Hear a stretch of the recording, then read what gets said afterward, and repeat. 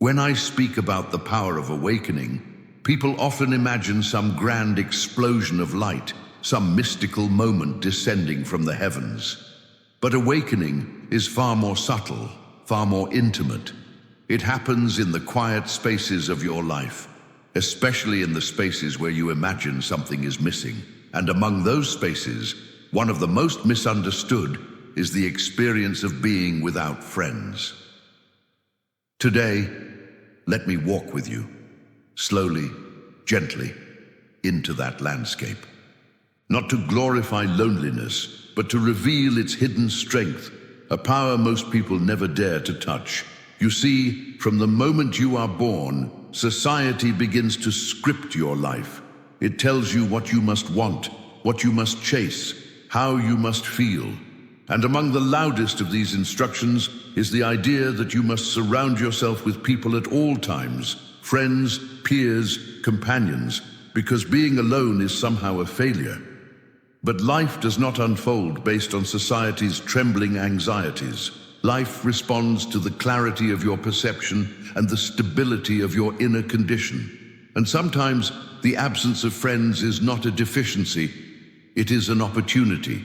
A moment where existence is inviting you to strengthen your roots rather than stretch your branches. Many people fear solitude because they have never truly met themselves. They know themselves only through others, through approval, validation, comparison. If no one is clapping for them, they do not know whether they are doing well. If no one is watching them, they cannot decide who they are. So when they find themselves without friends, they panic. But I want you to understand, when the external noise fades, your inner world finally becomes audible. And this is where awakening begins. When you are without friends, life is not punishing you. Life is preparing you. It is shaping you into a human being who does not crumble because someone walked away, who does not shrink because there is no audience, who does not lose direction because no one else is pointing the way. In such moments, if you simply sit, breathe, and observe, you will notice a tremendous possibility rising within you.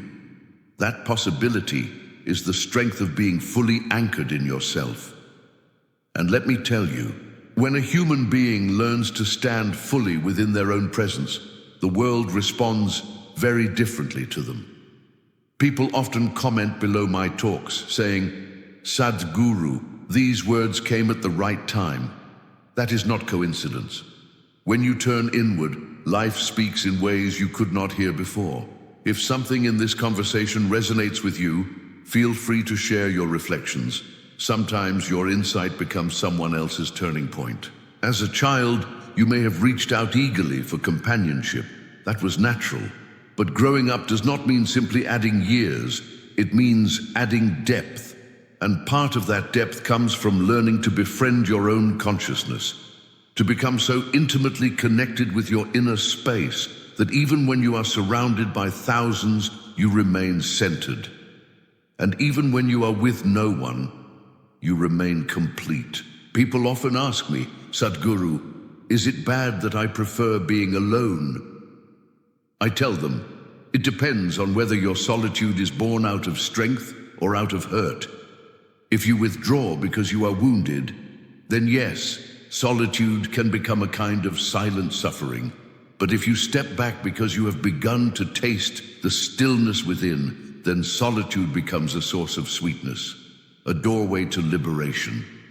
So ask yourself honestly, is your aloneness a refuge or a prison? If you feel compelled, write it down for yourself. Naming your truth is one of the first steps to transforming it. You see, not having friends does not make you weaker. It makes you aware of where your energy is leaking, aware of the patterns you repeat, aware of the emotional hooks that keep pulling you into the same experiences. When you spend time alone, distractions fall away, and what remains is the raw material of your inner life. Some people cannot bear this because they have spent years or decades running from themselves.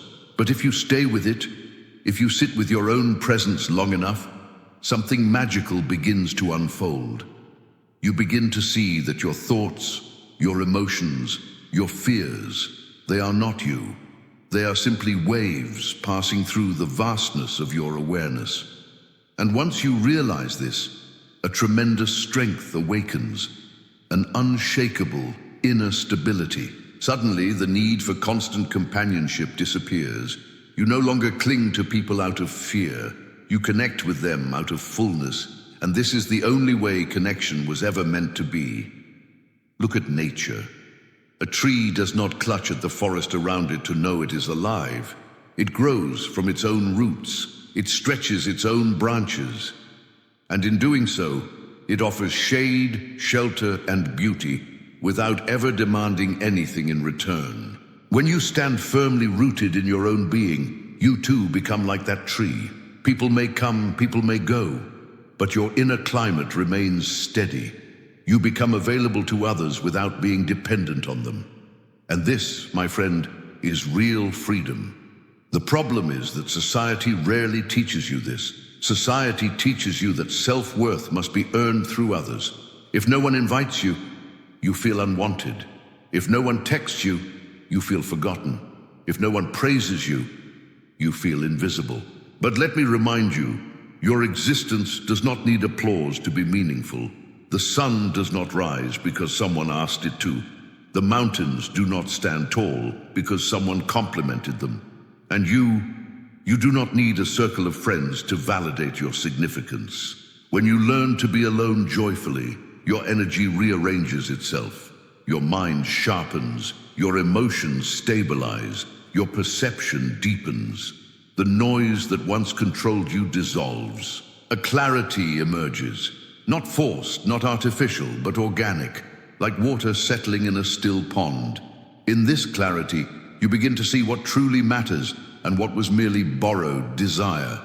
You start noticing that many choices you made were never really yours.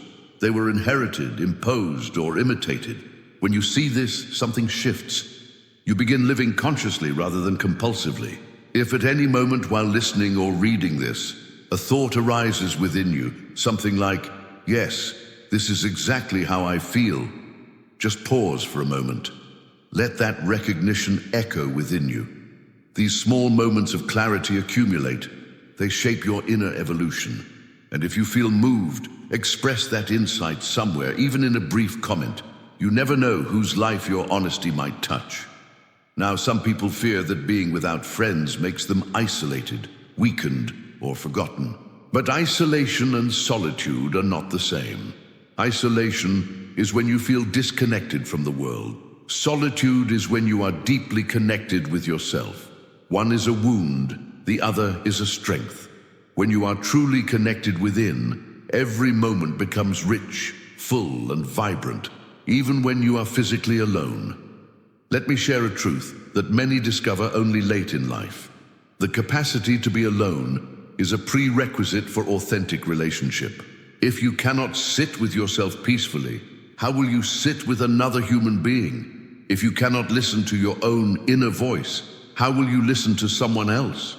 If you cannot offer yourself presence, how will you offer presence to another? Being alone prepares you to love without neediness, to give without fear, to receive without insecurity. This is why I often say, do not rush to fill the empty spaces in your life. They exist to teach you something. They exist to transform you. They exist to prepare you for the next threshold of your consciousness. If you simply mask this with noise, entertainment, or forced friendships, you miss the profound possibility hidden there. Give yourself permission to breathe, to step back, to observe. The strength you are seeking may be growing in the very silence you are trying to escape. Before we go deeper, because we will go much deeper in this journey, I want to gently ask you something. If you were to meet yourself today, as if meeting a stranger, would you enjoy your own company? Would you feel nourished by your presence? Would you feel safe, inspired, at ease? If the answer is no, then it is not the absence of friends that is the issue. It is the absence of inner companionship, and this can be cultivated. When you begin cultivating inner companionship, something subtle yet transformative occurs. The restlessness within you settles. The constant seeking for external stimulation fades, and a quiet contentment arises. This contentment is not complacency. It is clarity. It is the clarity of knowing that your well-being is not tethered to the presence or absence of anyone. And this is what makes you truly powerful. You see, when you depend on friends to fill your emptiness, you are always at their mercy. If they are busy, you feel ignored. If they disagree with you, you feel rejected. If they drift away, you feel abandoned. But when you are rooted in yourself, you move through the world with a certain grace. You can enjoy friendships deeply, playfully, meaningfully, but you are no longer defined by them. And this freedom allows you to choose relationships consciously rather than clinging to them out of fear. Many people ask me, Sadhguru, if I become too self-sufficient, won't I lose my desire for connection? Absolutely not. When you are internally complete, your relationships become richer, not weaker. You no longer enter them with the intention to extract something. Instead, you enter them with the intention to share, to offer presence, joy, clarity, not demand it. This is why some of the most powerful relationships in life appear after a period of solitude. Solitude cleanses you. It makes room for genuine connection. And let me tell you something many never realize. When you stop chasing friendships, the right people start gravitating toward you. Not because you need them, but because your presence becomes restful. People feel safe around someone who is not desperate for validation. They feel drawn to someone who is inwardly anchored. If this resonates with your own experience, let it sink in for a moment. Perhaps even express it in your own words if you feel inspired. Sometimes articulating your insight makes it more real. Now, let us look at another dimension. Being without friends forces you to confront the illusions you carry about yourself. Maybe you've believed you are unworthy or uninteresting or somehow not enough. But when you sit with these thoughts, without distraction, you begin to see how absurd they are. You begin to realize that your mind is not a reliable narrator. It magnifies fears, exaggerates flaws, and clings to old wounds. In solitude, you can observe these patterns without being entangled in them. This observation is liberation. When you realize that your inner narrative is just a construct, not a truth, you become free to reshape it. You stop letting old insecurities dictate your choices. You stop acting out of fear. You stop shrinking to fit into someone else's mold. And when this happens, you begin to awaken, not in some mystical sense, but in the profound, grounded sense of seeing reality clearly. This clarity is what gives you strength, the strength to walk through life without depending on anyone to hold your hand. Some of the greatest transformations in human history happened in solitude. Buddha sat alone. Jesus wandered alone. Many sages, mystics, scientists, and artists withdrew from the world, not because they disliked people, but because they needed space to perceive more deeply. When you step back from the social circus, even temporarily, you tap into the same possibility. You begin to see life as it is, not as society wants you to see it. But let me remind you, solitude is not about building walls. It is about dissolving the walls within yourself so you can connect with the world more authentically. When you are alone, you begin to sense life in ways that are impossible when you are constantly distracted. The sound of your own breath becomes a teacher. The calmness of your heartbeat becomes a guide. The quietness of your mind becomes a doorway. If you allow it, these moments can reshape your entire perception. Sometimes people tell me, Sadhguru, I feel lonely even when I am surrounded by others. That is because loneliness has nothing to do with how many people you have around you. Loneliness happens when there is a gap between you and yourself. When you are disconnected within, no number of friends can fill that gap. But when you are connected within, you can be physically alone, and still feel profoundly supported by life. If any part of you resonates with this truth, take a moment to acknowledge it. Recognition is the beginning of transformation. Let us go even deeper. When you are without friends, you learn something that most people avoid their entire lives. You learn to sit with discomfort. You learn to face the parts of yourself you don't like. You learn to confront your fears, your insecurities, your regrets. And in this confrontation, something remarkable happens. The things you once feared lose their power. When you stop running from yourself, you stop being afraid of being alone. And when you stop being afraid of being alone, you become truly fearless. Fearlessness is not loud. It is quiet. It is the calm knowledge that no matter what life takes away, it cannot take away you. This is true strength. This is the kind of strength that makes awakening possible. Because awakening requires a certain steadiness, a certain willingness to look at life without distortion. When you are constantly surrounded by noise, you cannot see clearly. When you are surrounded by silence, you cannot hide. And in that exposure, truth becomes inevitable. At this point, I want to gently invite you to reflect. Has there ever been a moment in your life when being alone made you stronger? When solitude revealed something you had not seen before? If so, remember that moment now. Let it rise within your awareness. This is how you anchor wisdom, not by memorizing it, but by recognizing it within your own experience.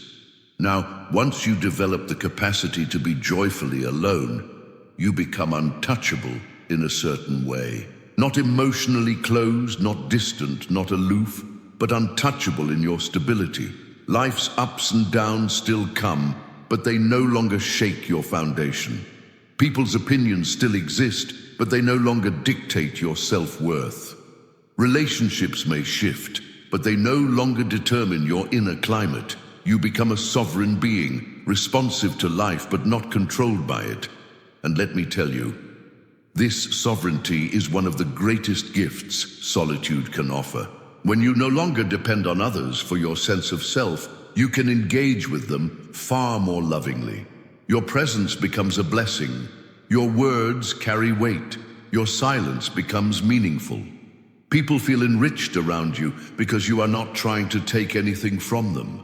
This is when friendships, if they come, become deep, conscious, and liberating. But whether friends come or not is secondary. What matters first is that you become a friend to yourself, that you enjoy your own company, that you become someone you can trust, someone you can rely on, someone you can sit with in silence without anxiety. When this happens, you discover a dimension of life that most people miss entirely. When this happens, you begin to sense a profound truth, that your life is not happening to you, it is happening through you. And when life flows through a stable, centered, and conscious being, everything becomes more effortless. Decisions become clearer. Relationships become easier. Purpose becomes more visible. Even challenges become less intimidating because you are no longer facing them with a fragmented mind. You are facing them with an integrated being. Now let me tell you something essential. Awakening does not require you to withdraw from the world permanently. It simply requires you to stop depending on the world for your inner equilibrium. When you can walk through life without your joy being dictated by who stays or who leaves, then you are ready for deeper dimensions of perception. When your well-being is not held hostage by the presence or absence of friends, then you are ready to explore life as it truly is. People often believe they need a tribe around them to grow, but true growth happens in moments of silence, in moments where you confront yourself honestly, in moments where you allow life to shape you rather than trying to mold yourself according to someone else's expectations. Friends can support your journey, but they cannot walk it for you. And sometimes life removes people from your path not to punish you, but to reveal a part of yourself you would never have discovered otherwise. When you stop fearing this, solitude becomes sacred. You begin to treasure the quiet evenings, the still mornings, the silent pauses between breaths. You start to notice that the universe is constantly communicating with you, through intuition, through clarity, through subtle impulses of insight. Solitude sharpens this communication, noise blurs it. If at this point something within you feels lighter, clearer, or more open, acknowledge it. Sometimes a single moment of recognition plants a seed that transforms your entire life. And if you feel inclined, share that recognition with someone else. You never know how your insight might ignite theirs. Let us look at another dimension. When you become comfortable being without friends, you gain the ability to choose relationships based on resonance, not desperation. You choose based on truth, not fear. You choose based on who you are becoming, not who you were trying to be. This is why the friendships you form after awakening tend to be fewer, but profoundly richer. They are built on authenticity, not convenience. When you reach this stage, loneliness disappears entirely. Even when you are physically alone, you feel accompanied by life itself, connected with existence in a way no human relationship could ever replace. This does not diminish the value of human connection, it enhances it. Because when you are connected to the source within you, every connection outside you becomes more meaningful. Now let me speak to you directly. If you are going through a period where you have few or no friends, do not see it as a failure. Do not see it as a flaw. Do not rush to fill the space. Instead, explore it. Sit with it. Let it show you what it came to show you. Life is intelligent. It does not create empty spaces without purpose. The question is, will you have the courage to enter them? If you do, you will discover that the strength you were seeking in others has been waiting within you all along. You will discover that the peace you were chasing is not somewhere out there. It is in the stillness of your own presence. You will discover that the clarity you hoped someone else would give you emerges naturally when the noise fades. And once you discover this, your relationship with life changes forever. You walk differently. You speak differently. You perceive differently. You stop apologizing for who you are.